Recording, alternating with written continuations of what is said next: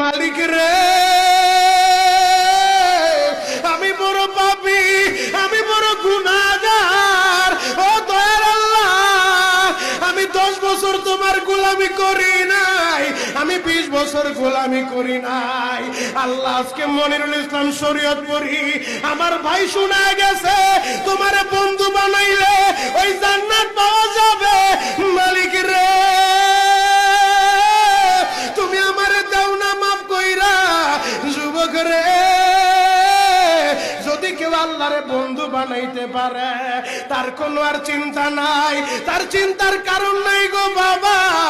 এ যুবক ভাইরা, দাড়ি পাকা বাবাজিরা, সবাই আমার দিকে একটা নজর তাকান।